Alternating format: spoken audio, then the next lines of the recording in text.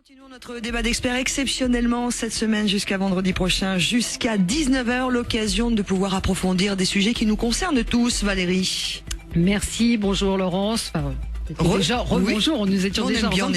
Effectivement, deuxième heure, jusqu'à 19h, nous sommes ensemble sur l'antenne de Sud Radio et on va parler de notre santé et des assurances. Une assurance en particulier, Generali, qui lance la première assurance comportementale. Le principe est simple, plus vous êtes vertueux, c'est-à-dire que si vous faites du sport, que vous ne mangez pas de sucre, de gras, que vous ne fumez pas, eh bien vous serez gratifié de petits cadeaux. En revanche, si votre comportement n'est pas idéal, vous ne pourrez pas en bénéficier. Que faut-il en penser? Est-ce que les assureurs se préoccupent de notre santé ou de notre porte-monnaie? Comment se passe l'évolution de ces assurances santé? On va en parler aujourd'hui avec Frédéric Bizard. Bonjour, vous êtes économiste de la santé, vous êtes spécialiste de toutes ces questions. Vous avez publié Complémentaire Santé, le scandale, qui est paru aux éditions Duno, Jean-François Tripodi, bonjour. Vous êtes également avec nous, directeur général de Carte Blanche Partenaires. C'est un groupement de mutuelles qui représente un certain nombre de mutuelles comme Generali, Swiss Life, Aviva. Et vous représentez également 7 millions d'assurés. Bonjour à vous. Et puis avec nous également le docteur Jérôme Marty, bonjour. Bonjour. Médecin généraliste, président de l'Union française pour une médecine libre, et vous alertez depuis de nombreuses années sur les dérives potentielles de ces complémentaires santé et d'une médecine à deux vitesses. Vous voulez réagir sur le sujet de débat d'experts sur Sud Radio jusqu'à 19h, sur cette fameuse assurance qui sera liée à vos comportements, à votre hygiène. Vous pouvez le faire sur la page Facebook débat d'experts Sud Radio ou en tweetant #Sud Radio. Alors, on va peut-être voir avec vous, Jean-François Tripodi, ce que recouvre cette assurance, parce qu'on pourrait croire que qu'on payera plus cher ou moins cher selon qu'on est vertueux ou non. Ce n'est pas le cas aujourd'hui, en France en tout cas. Tout à fait. C'est le principe, donc quel est-il pour l'assurance? C'est de nous donner des cadeaux si on mange correctement, si on se comporte correctement. Alors, donner des cadeaux, oui, c'est le résultat final. L'intérêt principal porte sur le principe de motiver les salariés d'entreprise. C'est pour cela qu'on ne parle pas de différenciation. Il faut rappeler que la loi oblige que dans un contrat collectif, il n'y a aucune différenciation par rapport au sexe, à l'âge et à l'état de santé. Parce que ça concerne, il faut préciser, pour l'instant, Generali va le proposer dans les entreprises. En France, cela ne concerne pour Generali que les entreprises. D'accord. Il ne faut pas faire l'amalgame avec ce qui se fait en Allemagne par Generali et qui se fait là sur des contrats de particuliers, d'individuels, où là c'est un autre schéma, c'est une autre façon de voir la relation avec l'assuré. Donc en France, pour Generali, le programme Vitality est bien axé sur du volontariat de chaque salarié qui va déclarer son état de santé, son état de bien-être d'une façon volontaire, dans un schéma de protection de données de santé complète, puisque c'est une filiale qui est totalement autonome, qui s'engage à ne pas divulguer l'information ni à l'entreprise ni à l'assureur Generali. Et à partir de là, il y aura, s'il déclare respecter les engagements qui lui ont été demandés dans le cadre d'un protocole, il aura des cadeaux qui peuvent aller du Club Med à de l'accès à des salles de sport, etc. Quel est l'intérêt pour l'assureur de faire ça ? Aujourd'hui, les assureurs ont besoin de se différencier. Les garanties sont très réglementées. Le contrat responsable, les contrats ANI, c'est-à-dire les contrats de branche sur des secteurs d'activité, font que la différenciation par les remboursements est assez difficile. Ce sont les services qui portent maintenant cette différenciation. Generali, en l'occurrence, là, a vraiment la volonté de pouvoir fidéliser une clientèle. Parce qu'une fois qu'on goûte à ce service, je pense qu'on y adhère. Et quand on y adhère, on a envie de continuer à le pratiquer. Donc une certaine fidélisation des contrats. Et derrière, on peut imaginer donc une plus grande progression de développement. Frédéric Bizard, qu'est-ce que vous en dites, vous, l'économiste de la santé? Est-ce que c'est aussi simple que cela? Est-ce qu'il ne faut pas avoir... peut-être que j'ai mauvais esprit encore une fois, mais d'arrière-pensée derrière ce contrat? Il n'y a pas besoin d'avoir d'arrière-pensée. Tout dépend du système de santé que vous voulez avoir. C'est vrai que ce système vient d'Afrique du Sud, dans lequel vous avez un système extrêmement inégalitaire comme aux États-Unis, où vous avez à peu près 42% des dépenses de santé qui sont prises en charge par les assureurs privés, mais qui ne couvrent que 16% de la population. Donc on est une espèce d'happy few de gens aisés qui se financent dans le privé et tout le reste qui se finance avec une couverture faible dans le public. Aux États-Unis, votre niveau de prise en charge, la qualité de la prise en charge est liée à la qualité de votre contrat avec votre assureur privé, avec tous les dégâts qu'on peut voir et toutes les inégalités qu'on peut voir. Donc si on est pour un système de ce type-là, on peut aller plus loin dans la sélection du risque et se dire que finalement, avec des données de santé, on peut permettre de mieux sélectionner, de mieux identifier, de mieux typer les individus par ça, puisque c'est le but. Et c'est normal, un assureur, le rôle d'un assureur, c'est d'essayer d'affiner sa tarification en fonction du risque. Donc, plus il aura de données pour le faire, puisque c'est la donnée qui est la ressource fondamentale de le faire, mieux il pourra le faire. Donc c'est ce qu'il recherche à faire, et ça me paraît naturel, c'est dans le rôle. Maintenant, le système français n'a rien à voir avec ça. On dit que c'est le meilleur système de santé du monde. Est-ce que c'est encore vrai aujourd'hui ? C'est plus vrai parce qu'on ne l'a pas fait basculer dans le 21e siècle, on ne l'a pas adapté au numérique, on ne l'a pas adapté au vieillissement de la population, mais clairement les fondamentaux sont les meilleurs. Et un de ces fondamentaux, c'est la solidarité du système. C'est quoi la solidarité en matière d'assurance ? C'est le partage du risque. Donc c'est l'inverse de proposer une individualisation du risque. Donc dans le système français, c'est totalement un travestissement du système français. C'est une dérive, mais encore une fois, c'est un choix politique qu'il faut faire. Bon. Deuxièmement, ça dépend comment est-ce qu'on voit le rôle de l'opérateur privé. On a là Monsieur Tripodi qui est à la tête d'un réseau, c'est-à-dire d'une plateforme de services qui va orienter les patients, qui va se substituer aux patients dans le choix de son médecin. Et demain, aujourd'hui c'est pas le médecin, c'est simplement l'opticien ou le dentiste. Et demain, dans le choix de son traitement, ça aussi c'est une évolution, c'est une dérive qui ma foi peut être acceptable si on accepte que ça soit votre assureur qui soit votre opérateur de soins. Moi je pense que c'est une dérive, c'est largement démontré, qui est une dérive qui va à l'inverse d'un système solidaire. Là, qu'est-ce qu'on propose pour l'assureur ? C'est d'être un opérateur de vie. C'est votre assureur qui va définir les bons ou les mauvais comportements et qui va vous donner des points, qui va vous donner des air miles, et vous allez être un hamster un petit peu sur un tapis roulant, et plus vous allez pédaler, plus vous allez avoir des points et vous pourrez aller moins cher au Club Med. Enfin, c'est une plaisanterie. Honnêtement, c'est une plaisanterie. C'est juste un buzz. D'ailleurs, c'est Monsieur Tripodi l'a dit. C'est un buzz pour se différencier. Donc, si ça en reste là, mais malheureusement, on est en train d'installer. On va revenir, sur l'évolution justement de ces assurances santé. Je voulais entendre le docteur Marty sur Sud Radio. Sur Sud Radio, absolument. Docteur Marty sur ce sujet. Qu'est-ce que vous en pensez ? Est-ce que c'est une bonne chose et est-ce que les assurances peuvent nous faire changer de notre comportement ? Quel monde merveilleux que l'homme connecté, c'est ce qu'on pourrait se dire et c'est ce que peuvent se dire les gens. J'ai une montre connectée, j'ai tout un tas de choses qui définissent un petit peu mon activité. Et grâce à ça, comme nous dit Monsieur Tripodi, je vais avoir des points et je pourrai partir au Club Med. Merveilleux, merveilleux. Sauf que vous le savez, on enveloppe toujours dans du papier de soie les forfaits les plus dégueulasses. Et ça, c'est un forfait éminemment dégueulasse. Pourquoi ? Parce que ce n'est pas au rôle des assurances complémentaires que de faire de la médecine. La médecine est chose trop sérieuse pour être laissée aux assureurs.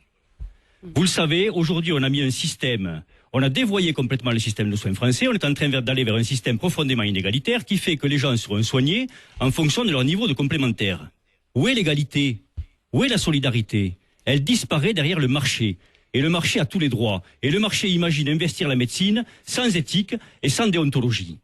Et il gagne sur tous les tableaux. Il gagne avec la loi santé, qui lui donne accès aux données de santé des patients. Vous le savez, on a créé une base de données patients, et si les assureurs sont en capacité de montrer que l'exploitation de ces données a un intérêt de santé publique, ils pourront avoir accès aux données. Or, on nous dit, bien sûr, individuellement, vous ne pouvez pas avoir accès aux données des patients, mais les informaticiens nous disent, vous savez, si vous croisez deux fichiers, vous arrivez à avoir les données. Donc ils nous disent dans leur système aujourd'hui, on n'aura pas les données individuelles, sauf que l'article 47 de la loi leur donne accès aux données patients, première chose. Deuxième chose, on a créé l'accord national interprofessionnel, vous le savez, dite mutuelle pour tous par Monsieur Hollande. Ils sont rentrés dans les entreprises, ils ont fait des contrats low cost qui ne donnent pas accès à tout le soin. Et si le patient veut avoir accès à tout le soin, il a besoin d'une surcomplémentaire. On gagne une deuxième fois. Vous avez juste avant votre émission une déclaration dramatique du Secours populaire qui nous a rappelé que 55% des Français s'estimaient à risque de pauvreté. Comment voulez-vous que un peuple qui est à la moitié de son nombre s'estiment à risque de pauvreté, vous croyez qu'ils vont résister à la pression économique et aux cadeaux que veulent leur faire l'air bienheureux des assurances, leur disant mais faites ceci, faites cela, et nous on vous garantira moins 15, moins 30 et peut-être même d'aller au Club Med. Mais on se fout de la gueule de qui ? Alors, Monsieur Tripodi va vous répondre dans quelques instants. Exactement. Et puis, docteur Jérôme Marty, on continuera bien sûr de vous écouter tout aussi et tout autant que Frédéric Bizard, économiste spécialisé dans les questions santé. Et vous en pensez quoi de cette proposition d'assurance liée à votre hygiène de vie ? Allez-vous y souscrire? Pensez-vous que c'est une bonne ou une mauvaise chose? Vous pouvez réagir sur la page Facebook Débat d'experts Sud Radio ou par tweet #Sud Radio. On vous attend. Sud Radio, débat d'experts, Valérie Expert. Un contrat d'assurance qui vous récompense selon votre hygiène de vie. Qu'en pensez-vous? Êtes-vous intéressé? Allez-vous y souscrire? Vous pouvez bien sûr réagir sur la page Facebook de l'émission Sud Radio Débat d'experts ou en envoyant vos tweets #Sud Radio, et on en parle avec vous bien sûr Valérie Expert et vos invités. Frédéric Bizard qui est économiste spécialisé en questions santé, Jean-François Tripodi, directeur général de Carte Blanche Partenaire, qui est un groupement de mutuelles, quand même 7 millions d'assurés, et puis le docteur Jérôme Marty, médecin généraliste et président de l'Union française pour une médecine libre. Alors, on rappelle quand même que c'est l'assurance Generali qui va proposer à partir de janvier prochain ce contrat et qui concernera les salariés d'entreprise. Je voudrais que vous nous répondiez, Jean-François Tripodi, parce que à la fois Frédéric Bizard et Jérôme Marty dénoncent tout de même une dérive possible et probable avec ce type de contrat. Écoutez, je dirais qu'il faut arrêter les fantasmes et les approximations. Aujourd'hui, en France, il y a une réglementation qui est respectée à la règle, que ce soit par Generali, par Carte Blanche ou par d'autres. Quand on met en place ce type de service, on fait une déclaration à la Commission informatique et liberté, la CNIL, qui elle-même s'assure que les données qui sont collectées sont gérées uniquement pour l'objectif qui a été déclaré et pas pour autre chose, et que surtout nous ne sommes pas divulgués à d'autres que ceux qui ont été déclarés. Nous-mêmes, Carte Blanche, nous collectons des données personnelles et nous les gardons pour nous et nous ne les donnons pas à nos clients assureurs, mutuelles, compagnies d'assurance, etc. parce que c'est la réglementation qui nous y oblige. Il est aujourd'hui totalement interdit, impossible en France, de différencier négativement par une information de données de santé un contrat d'assurance. La preuve en est, c'est que ce soit positif ou négatif.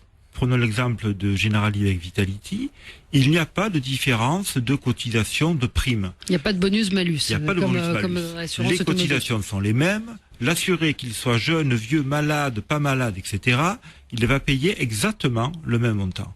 C'est un avantage qui lui est donné effectivement. On peut entendre, parce que c'est des bons cadeaux pour avoir des gadgets ou avoir des réductions qui font peut-être sourire.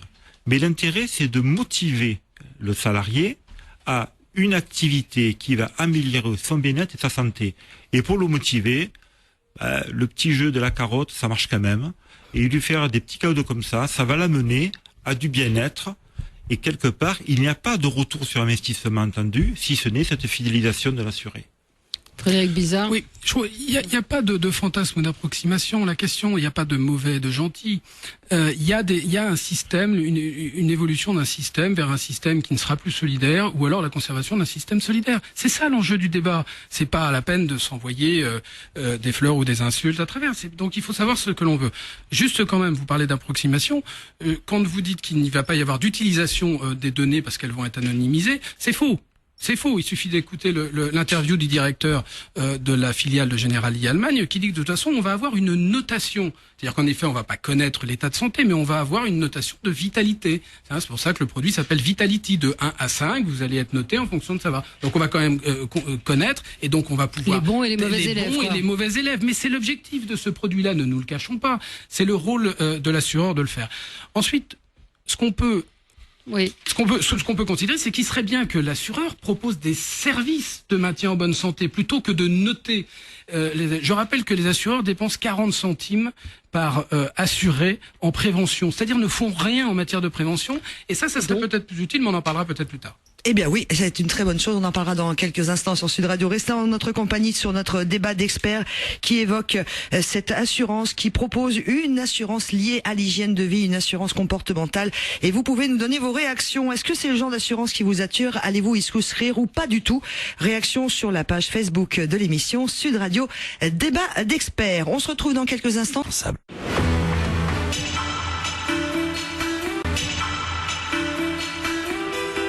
Sud Radio, débat d'experts, Valérie Expert.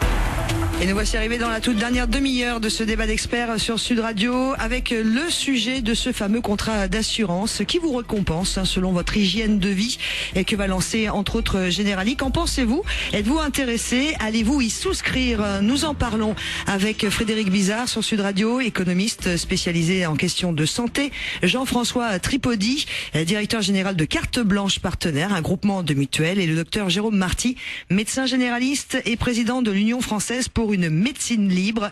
Et vous pouvez réagir sur la page Facebook de l'émission Sud Radio, débat d'experts. Valérie. Alors, docteur Marty, vous avez accusé, porté un certain nombre d'accusations qui ont été réfutées par Jean-François Tripodi, qui parlait de fantasmes.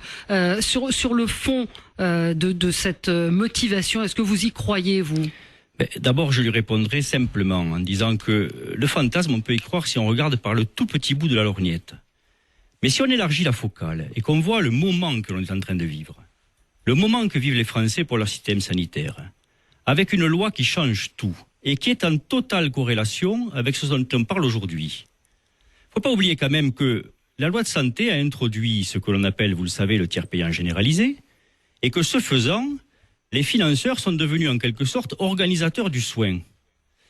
Là où Frédéric Bizard a raison, la finalité de cette chose-là, c'est quoi ?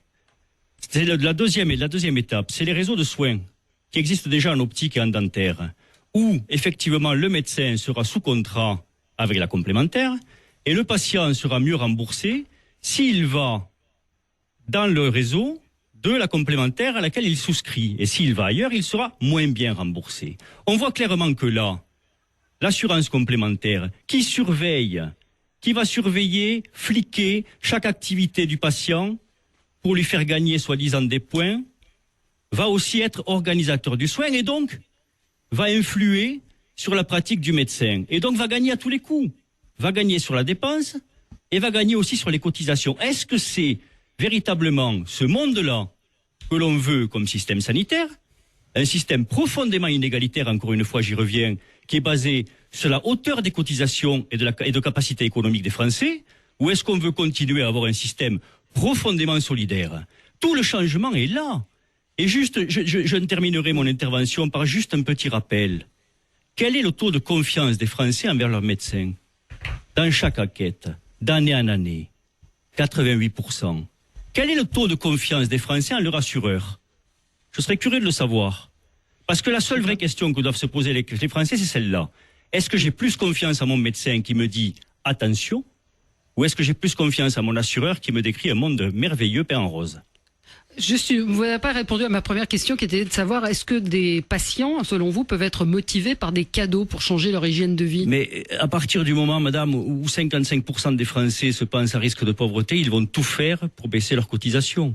C'est l'évidence.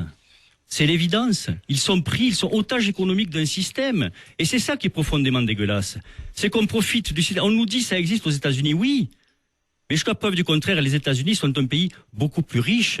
Nous sommes en catastrophe économique. Et on tire sur les leviers pour faire rentrer les gens dans un système où on leur fait miroiter des baisses de cotisation pour en fait récupérer les données et ensuite les vendre. Oui. Voilà où on va. Là, il n'y a pas de baisse de cotisation pour l'instant, en tout cas. Oui. Rappelons qu'il n'y a pas de baisse de cotisation. Mais demain, oui.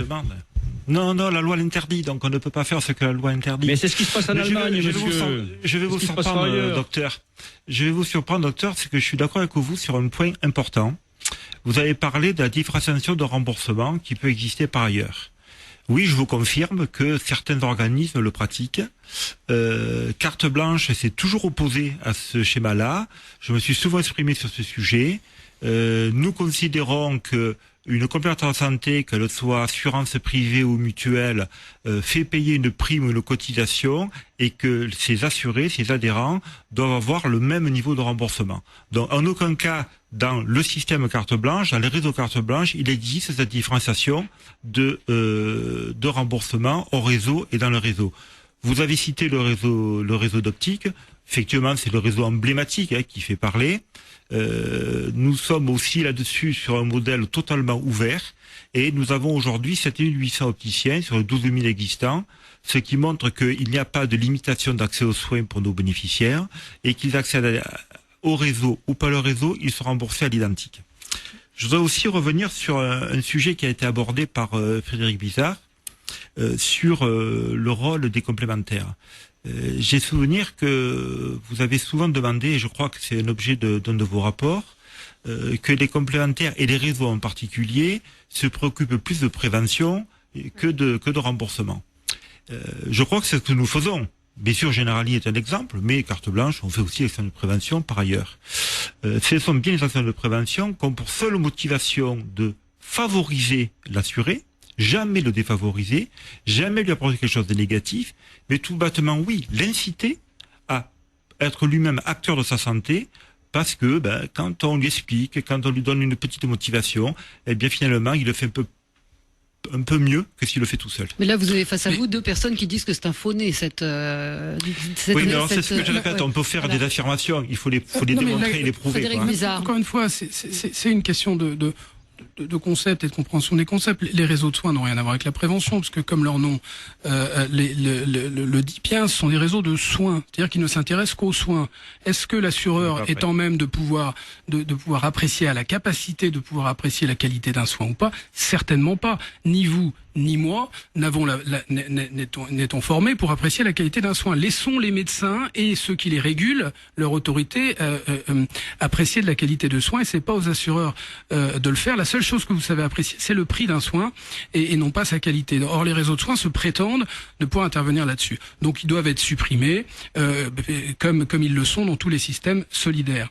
Maintenant, je voudrais revenir 2 secondes sur le dysfonctionnement du marché de la complémentaire santé, parce que si on était dans un système efficient, on pourrait se dire qu'on pourrait donner un peu plus de rôle à ces organismes. Et je parle du système, je ne parle pas de tel ou tel acteur. Ce système, il est profondément déficient, coûteux et inégalitaire.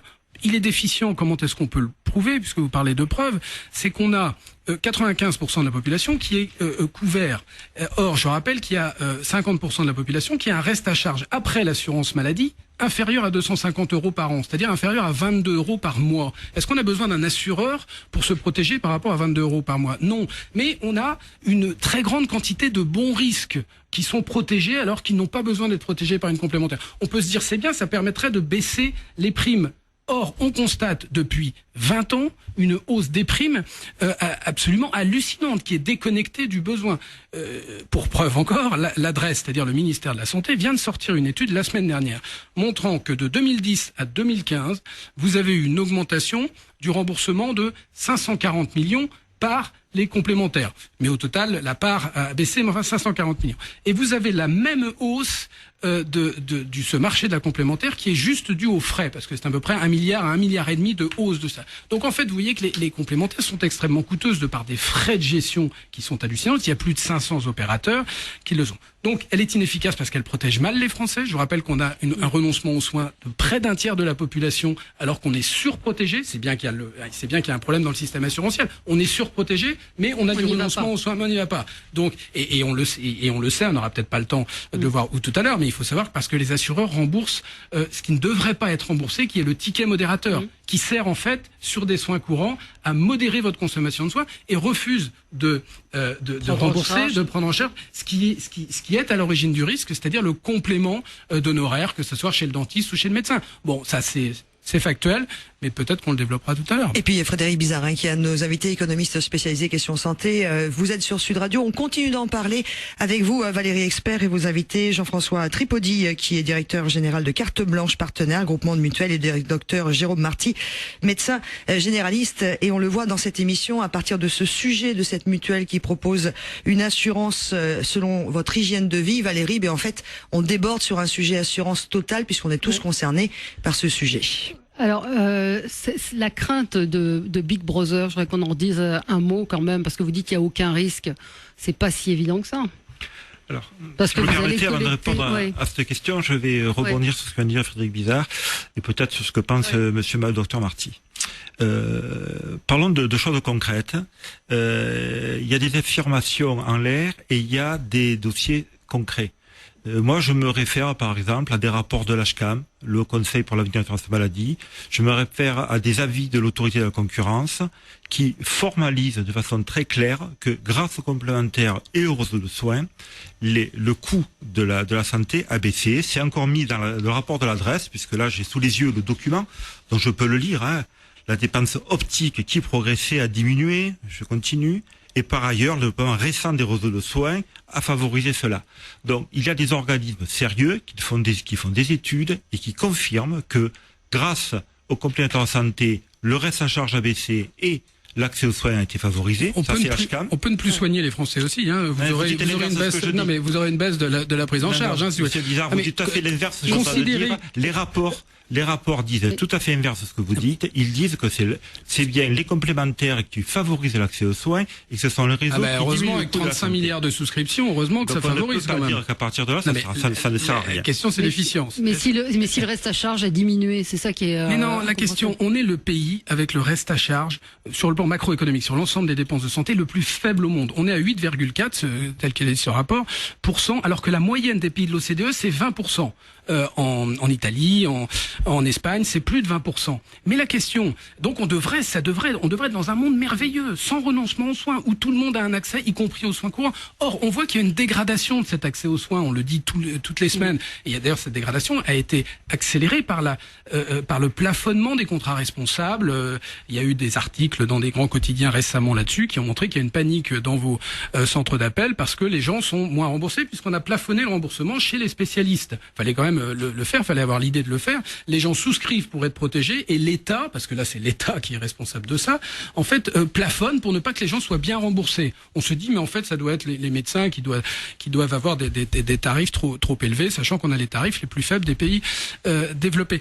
Donc la question est que le système est inefficient. Je dis pas qu'il est inutile et moi je suis favorable à l'intervention des financeurs privés dans le système, mais à plusieurs conditions. Il faut qu'ils soient régulés. Qui régule les opérateurs privés? L'ACPR qui ne régule en fait que l'aspect prudentiel financier pour être sûr que ces sociétés restent solvables, et elles le sont très largement. Mais en fait, l'assuré n'est absolument pas protégé. Essayez de vous plaindre à votre assureur et d'aller au-delà à l'ACPR avec ça. Vous n'êtes protégé de rien. Donc moi, je fantasme pas sur le risque de transmission des données. Je sais que ça sert à sélectionner le risque. Mais aujourd'hui, dans l'état actuel du marché, évidemment que le risque existe. Vous parlez de la CNIL. Vous savez combien de personnes travaillent sur la santé à la CNIL? Non. Combien? Une personne. Une personne. Ouais. Je veux dire, donc faut pas non plus vous protéger derrière des espèces de choses qui n'existent pas en réalité. Donc il faut que ça soit la loi qui définisse un système qui protège et non pas qui permette les dérives. On continue évidemment sur ce sujet, Valérie, dans quelques instants. Vous êtes sur Sud Radio, on parle d'assurance et en particulier de celle qui est proposée selon votre hygiène de vie. Et je rappelle que vous pouvez nous donner votre avis sur cette question. Allez-vous y souscrire? Est-ce que vous comprenez? Est-ce que vous allez y adhérer ou pas du tout? Vous nous rejoignez sur la page Facebook Débat d'experts Sud Radio. Sud Radio, Débat d'experts, Valérie Expert.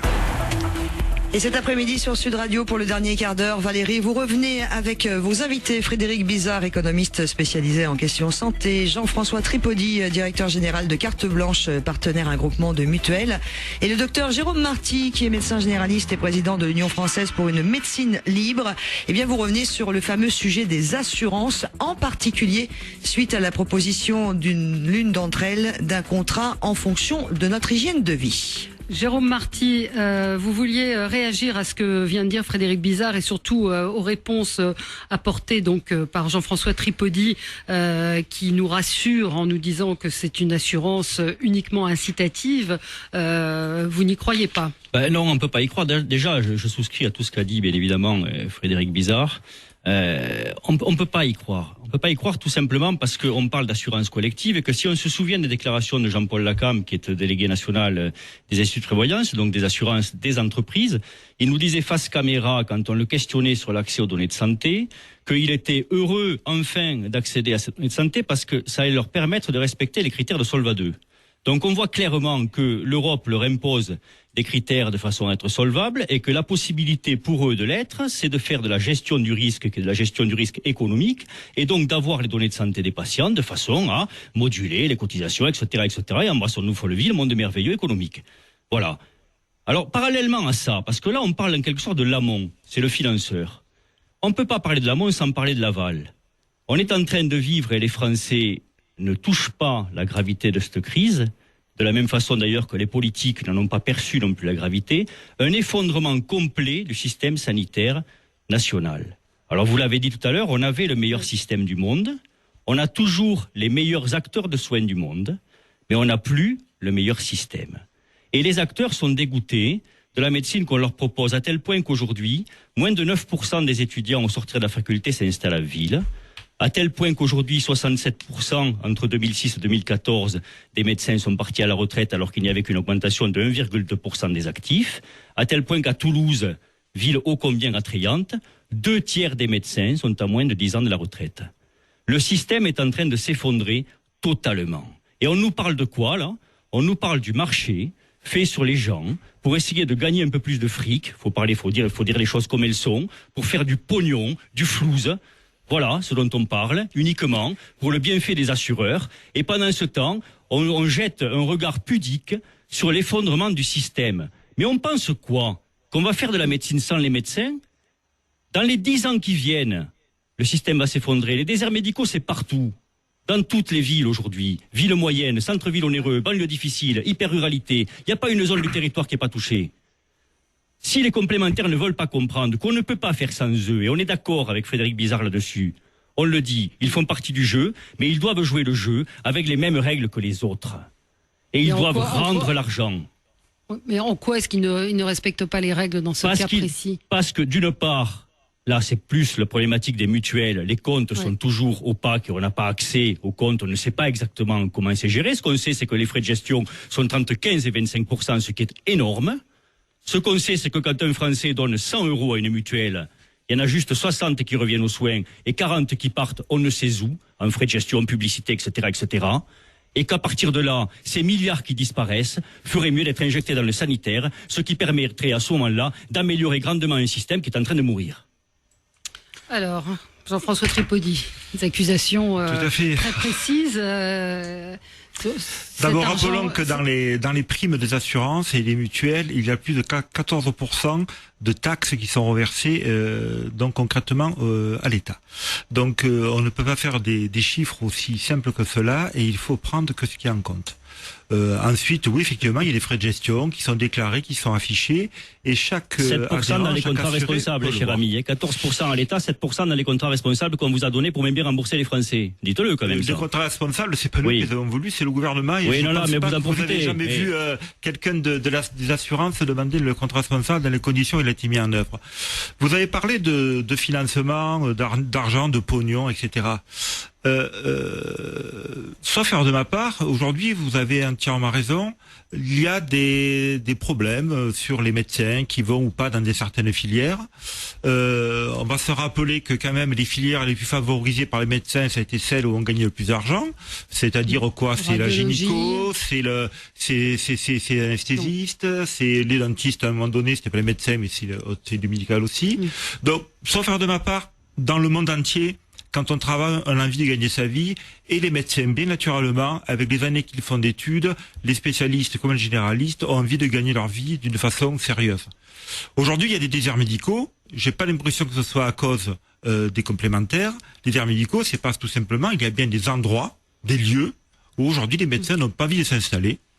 C'est leur problème. Mais je pense pas qu'on puisse reprocher ça aux complémentaires. Mais vous faites partie, juste très rapidement, vous faites partie, que vous le vouliez ou non, en tout cas peut-être pas du problème, mais de la solution. Parce que le système dépend quand même d'une enveloppe financière. S'il y a un manque à cette enveloppe financière, on fait perdurer le problème. Donc vous faites quand même partie de cette problématique et de ces solutions possibles.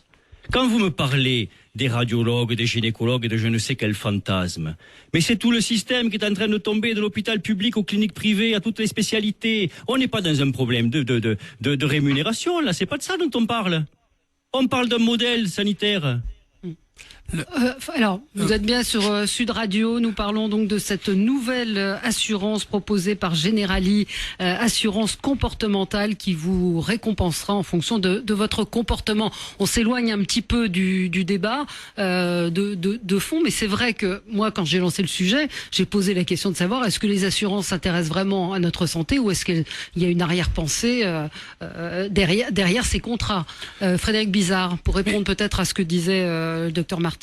Les assureurs profitent d'un système mis en place par l'État qui avait un sens dans les années 50 et 60, c'est-à-dire juste de compléter la prise en charge par l'assurance maladie pour les gros consommateurs de soins, sachant que l'assurance maladie couvrait parfaitement bien l'essentiel des soins. Et puis, au fur et à mesure, l'assurance maladie s'est spécialisée. Je rappelle que 5% des Français dépensent pour 50% du montant des soins. Aujourd'hui, vous avez 2/3 des dépenses d'assurance, des dépenses de santé, qui sont remboursées, qui sont juste supportés par uniquement ceux qui souffrent d'affections de longue durée. Donc vous avez une concentration de l'assurance maladie sur les affections de longue durée, sur 10 millions de Français qui ont une affection de longue durée. Et c'est son rôle principal. Mais donc pour les 55 millions de Français qui n'ont pas d'affection de longue durée, ils ont seulement 1 euro sur 2 qui est remboursé par l'assurance maladie. Or, on considère que c'est comme si c'était en 45 où l'assurance maladie couvrait très bien les soins courants. Donc on n'a pas repensé le système. Et évidemment, les assureurs, c'est inavouable pour eux d'être en fait les responsables du renoncement aux soins. Mais ils le sont, je dirais, par conséquence d'un système qui n'a pas été repensé. Je prétends pas qu'ils se contentent et qui sont très heureux de ce renoncement aux soins. Il y a du renoncement aux soins en dentaire, en optique, 30% en dentaire, et c'est là, dans ces deux secteurs, où les complémentaires, où les assureurs privés sont majoritaires. Donc on voit bien que ce système dysfonctionne. Alors, un exemple de dysfonctionnement aussi, et ce produit de Generali en est typique. En fait, normalement, un assureur doit tarifer ses produits en fonction sur des données actuarielles, en fonction des tableaux de mortalité, en fonction des risques. Or, en fait, dans ce marché-là, c'est pas du tout le cas. C'est uniquement ou principalement sur des bases marketing. Ce qu'on essaye de faire, et c'est ce qu'on a fait avec l'optique, où on propose aux individus des protections qui sont de l'ordre de 800, 600, 800 euros par an, alors que vous avez un besoin d'une paire de lunettes tous les 3 ans. Une paire de lunettes, ça coûte 250 euros. Donc, on voit qu'il y a un décalage complet entre les produits proposés et la réalité médicale. On est sur du buzz, et ce produit-là n'est fait que pour faire une chose, pour essayer de faire du buzz pour Generali, et d'ailleurs ça marche plutôt bien puisqu'on en est plusieurs réunions sur le truc. Mais voilà, mais donc moi je jette pas la pierre aux assureurs, c'est d'abord à l'État. Je veux dire, l'assureur il est là, Monsieur Marty en effet raison, il est là pour faire du fric, mais comme tout opérateur privé est là. Les médecins libéraux doivent couvrir leurs charges, mais ils sont extrêmement régulés. Mais est-ce que la question c'est est-ce que ça augure d'une transformation des mutuelles, des complémentaires santé? Est-ce qu'il va se passer, est-ce que justement ce type de proposition risque de se multiplier? Qu'est-ce qu'on peut faire concrètement? Qu'est-ce qu'on peut faire concrètement pour éviter les dérives? Moi, j'ai fait la proposition. Il faut faire évoluer notre système de financement avec un système avec une complémentaire, avec un système avec une supplémentaire. C'est-à-dire que vous repensez les paniers de soins couverts par l'assurance maladie. Donc, on va être sur tout le gros risque. Et puis, un panier de soins couvert par des organismes d'assurance privés. Mais avec un produit, un contrat homogène standard qui soit voté chaque année par le Parlement. C'est-à-dire que vous avez une régulation du marché privé. Il peut y avoir des acteurs privés sans aucun problème, mais il faut qu'ils soient régulés. Et puis, au-delà de ce socle solidaire commun, vous avez un marché libre assurantiel sur lequel vous pouvez avoir ce type de produit, mais vous avez garanti un accès aux soins essentiels à la santé de façon régulée. Or, si vous ne régulez que l'assurance maladie, et d'ailleurs l'assurance maladie où on dit qu'il faut réduire, et d'ailleurs si alternance il y a dans quelques mois, on peut s'en inquiéter vu le programme des Républicains par rapport à ça, qui propose de passer de 76 à 73% la prise en charge par l'assurance maladie sans changer le système. Donc là, on peut s'attendre au pire par rapport à ça. C'est complexe le financement, mais là, l'État est totalement irresponsable dans les choix qu'il fait. Vous m'avez pas répondu, Jean-François Tripodi, sur l'aspect Big Brother, c'est-à-dire que vous allez tout savoir. C'est ce qu'évoquait le docteur Marty au début, avec les montres connectées, les balances connectées, toutes ces données de santé que vous allez pouvoir collecter aujourd'hui. Alors aujourd'hui, les objets connectés, c'est pas trop les assureurs qui les utilisent, c'est plutôt les GAFA, hein, c'est Big Brother externes à l'assurance qui ont envie d'y arriver et qui se connectent à ces objets-là. Les assureurs aujourd'hui ne sont pas non, mais vous allez y être connecté avec le contrat généraliste. Quand nous récupérons de notre santé, c'est sur l'accord express très bien expliqué à chaque assuré et qui donne un accord pour traiter une donnée de santé pour un avantage qu'il a compris. Les différentes enquêtes qui sont sorties dernièrement, type Ipsos, donc pas des organismes, on va dire, qui ne peuvent pas être considérés comme sérieux, montrent qu'on est autour de 80% de volonté de passer les informations. On va devoir arrêter là pour notre débat d'experts sur les assurances. Merci à nos invités sur Sud Radio et on aura l'occasion de vous retrouver bientôt.